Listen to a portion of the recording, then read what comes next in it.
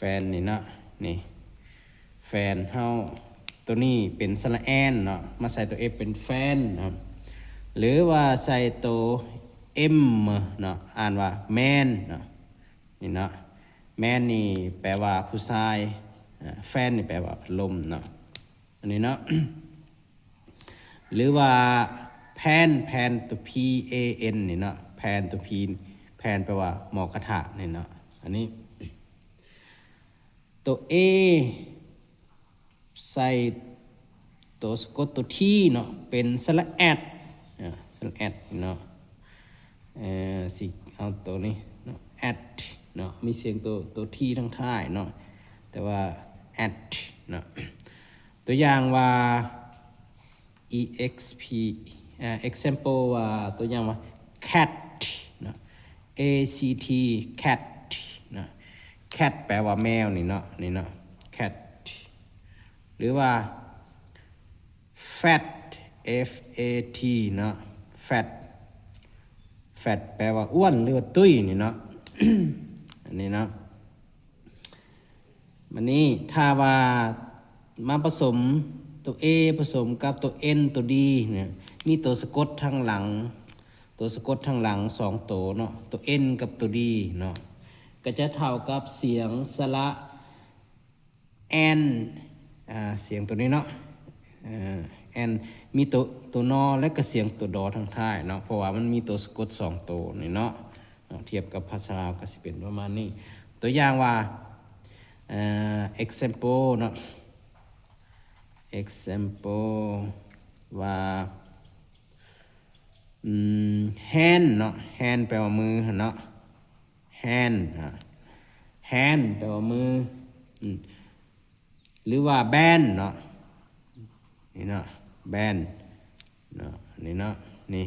ออกเสียงสระแอนเบิดเนาะอันนี้เนาะวันนี้ถ้าเอาตัว A ผสมกับตัวสะกดตัว M เนาะกับเท่ากับเป็นสระแอมเนาะสระแอมตัว M ตัว M นี่ก็เท่ากับตัวมอในภาษาลาวเนาะมาเบิ่งตัวอย่างเนาะ example ham เนาะ H A M หรือว่า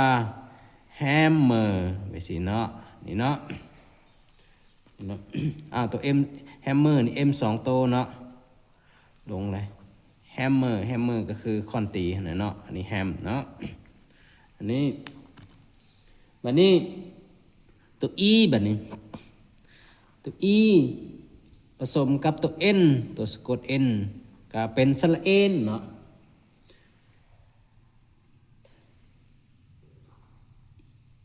เป็นสระเอนไปสิเนาะตัวอย่างว่า example pen เนาะ pen เนาะ pen P E N อ่านว่า pen เนาะpen big แปลว่า big เขาเขียนเลยหรือว่า hen เนาะ hen ไก่แม่เขาเนาะนี่เนาะบัดนี้ถ้าเอาตัว e ผสมกับตัวสะกดตัว g เนาะมันมีเนาะภาษาอังกฤษ double g เนาะเป็นสระเอกเนาะสระเอกตัว g นี่เท่ากับเสียงตัวกอในภาษาลาวเนาะตัวอย่างว่าอันนี้เอกนี่สามารถมีความหมายในตัวเนาะเอกแปลว่าใครตัวอย่างว่าเลขแปลว่าขาเท่านั้นเนาะหรือว่าเบเกอร์เนาะนี่เนาะนี่สระเอก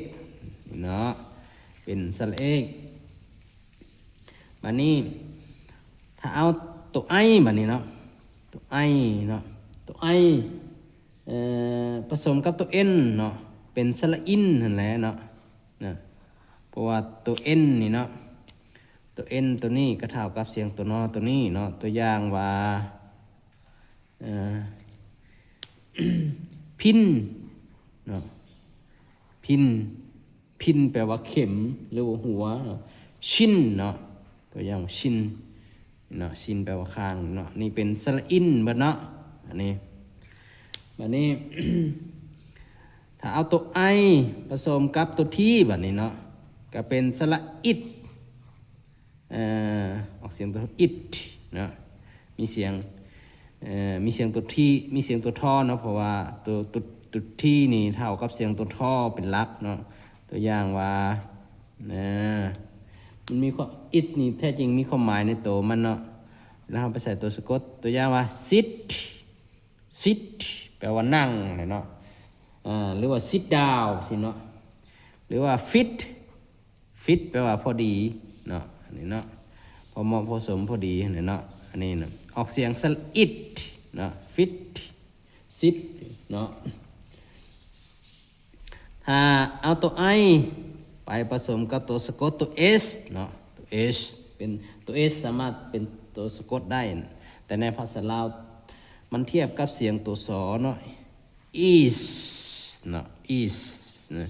is เนาะตัวอย่างว่าตัวอย่างว่า these มาใส่ตัว th เนาะthese มีเสียงตัวสอนำ these เนาะเวลาเราอ่านออกเสียงก็ these นี่เนาะthese หรือว่า his นี่เนาะ his แปลว่าของเรา this แปลว่าอันนี้เนาะ his แปลว่าของเราผู้ชายเนาะบัดนี้ตัว o บัดนี้เนาะตัว o ผสมกับตัว n ก็เป็นสระออนเนาะนี่เนาะสระออนเนาะนี่เนาะสระออนถ้าเป็นภาษาอังกฤษเขียนในนี่เนาะตัวอย่าง ตัวอย่างว่าlion เนาะ lion อันนี้ lion แล้วเอาสระออนมาใส่ lion แปลว่าสิงห์เนาะหรือว่าพรเนาะอันนี้พรตัวนี้มีตัวสะกดตัวดีมานำเนาะนี่เนาะสระออนนี่เนาะเห็นบ่นี่เนาะสระออน lion แปลว่าสิงห์พรแปลว่าหนองน้ำหนองสระน้ำเนาะอันนี้ถ้าเอาตัว o ผสมกับตัว x ตัวสะกดเนาะภาษาอังกฤษนี่ตัวพยัญชนะ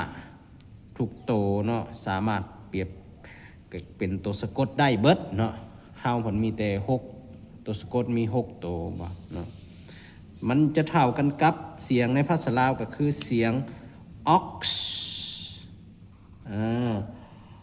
ox เฮาเสียงตัวนี้เนาะ ox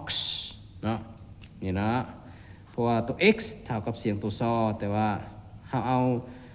เสียงตัวกอมาใส่เนาะ ox ตัวอย่างว่าเนาะเอาตัว b มาใส่เอาตัวสะกดตัว b มาใส่อ่านว่า box เนาะ box box ออกเสียงตัวซอนำเนาะ box แปลว่ากล้องหรือว่ากับนะ หรือว่า fox fox นี่เนาะนี่ ถ้าเอาตัว o ผสมกับตัวสะกดตัว f เนาะมันก็เป็นสระoff สระ off ในภาษาลาวก็สิเขียนประมาณนี้เนาะoff เนาะ แท้จริงตัว off นี่ก็มีความหมายในตัวมันเนาะตัวอย่างเนาะตัวอย่างว่า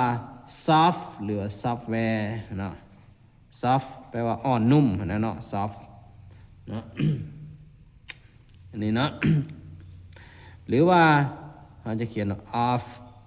ไปสิเลยก็ได้เนาะ off เนาะอันนี้สัน off เนาะ off แปลว่า turn on เนาะปิดเนาะนี่ถ้าเอาตัว o เนาะมาผสมตัว p ก็คือกันเนาะเป็นสัน off แต่ว่าบ่ออกเสียงเสียงนั้นตัว p นี่เอาเทียบใส่ตัวสะกดตัวบอเนาะ off ตัวอย่างว่า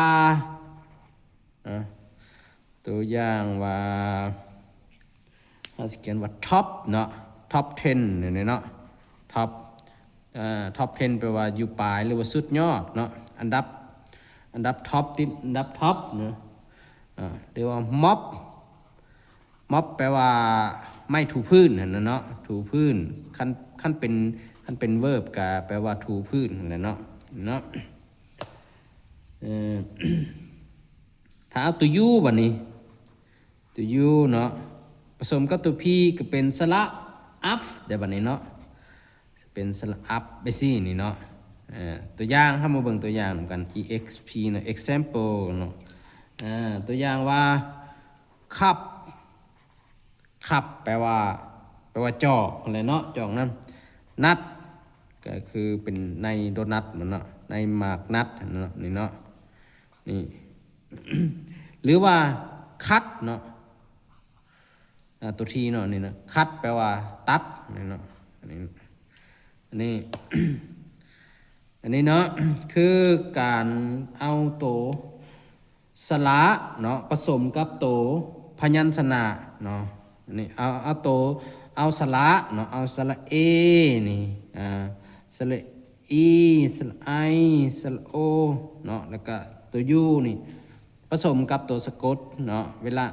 แล้วมาเปรียบเทียบใส่กับเสียงภาษาลาวเวลาเอาไปผสมกับคำแล้วเราสามารถอ่านเป็นคำได้เวลาเราเห็นเนาะถ้าเราจื่ออันเวลาเทียบกับเสียงภาษาลาวก็สามารถอ่านได้เนาะ อันนี้คือการเปรียบเทียบใส่กันกับภาษาลาวเนาะแล้วในคลิปต่อไปเขาจึงมาเบิ่งว่าถ้าว่าเสียงถ้าว่าโตสระเนาะโตสระตัวโวเวลนี่เนาะโวเวลนี่อยู่ทางหลังพยัญชนะแล้วมันจะออกเสียงใดอันนี้มันอยู่ทางหน้าตัวพยัญชนะเนาะหรือภาษาอังกฤษว่าconsonant เนาะ consonant เนาะนี่เนาะสำหรับคลิปนี้เรามาจบเท่านี้ก่อนนะมันสิยาวพวกนั้นแล้วมาเบิ่งคลิปต่อไปอีก